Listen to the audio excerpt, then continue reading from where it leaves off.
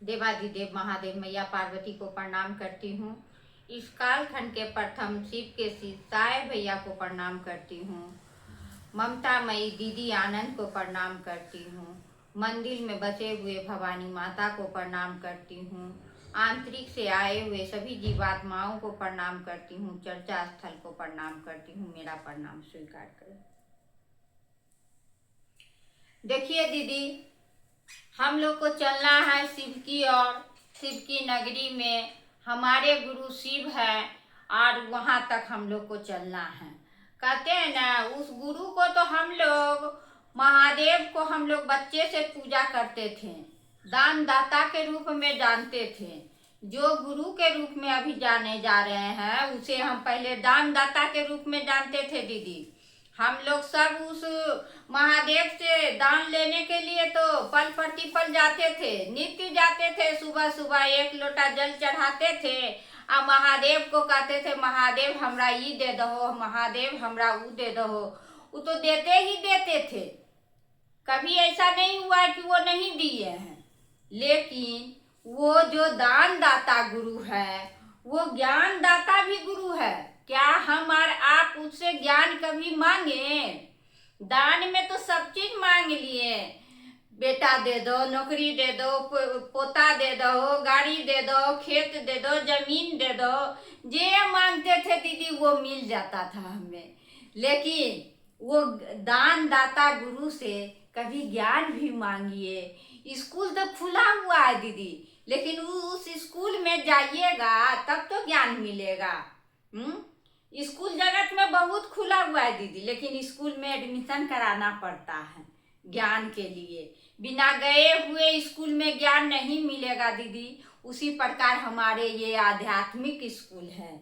हम लोग तो बच्चा में स्कूल कॉलेज जाते ही जाते थे, बिना ज्ञान का कुछ नहीं होता है दीदी। जन्म लेते हैं तब माता पिता ज्ञान देते हैं, बउआ ये है, बउआ वो है, ये चाचा लगेंगे, ये नाना लगेंगे, ये पापा लगेंगे, ये दादा लगेंगे। हमारे घर में तो पहले माता पिता ही ना ज्ञान देते हैं और ज्ञान दे के आगे बढ़ाते हैं।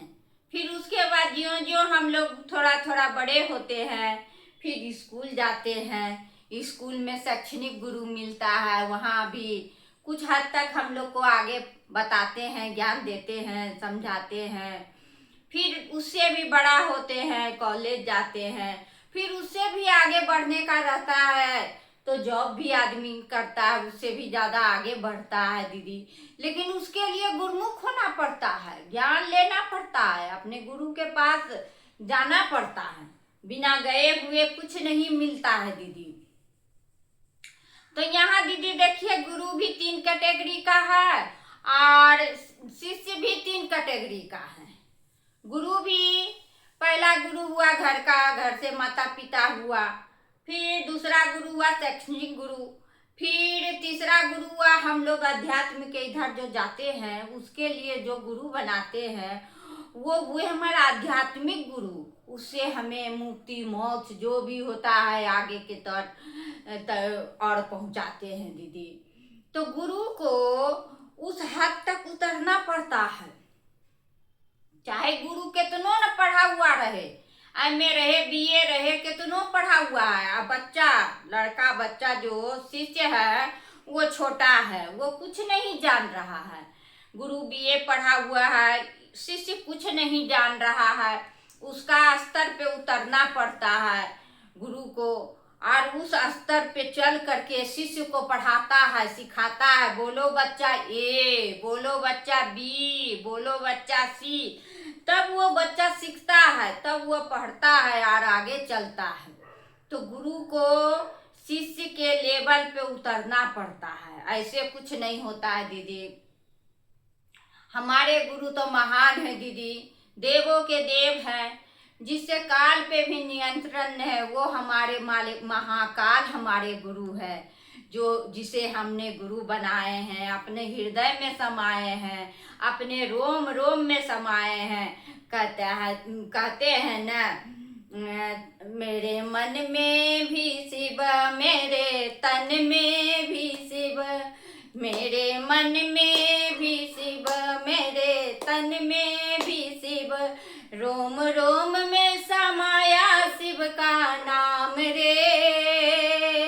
हाय मेरे सांसों में शिव का ही नाम रे। हाय मेरे सांसों में शिव का ही नाम रे।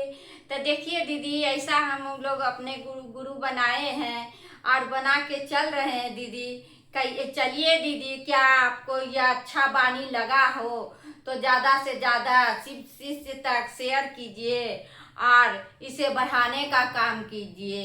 इसी वाणी से मैं अपनी वाणी को विराम देती हूँ। धन्यवाद।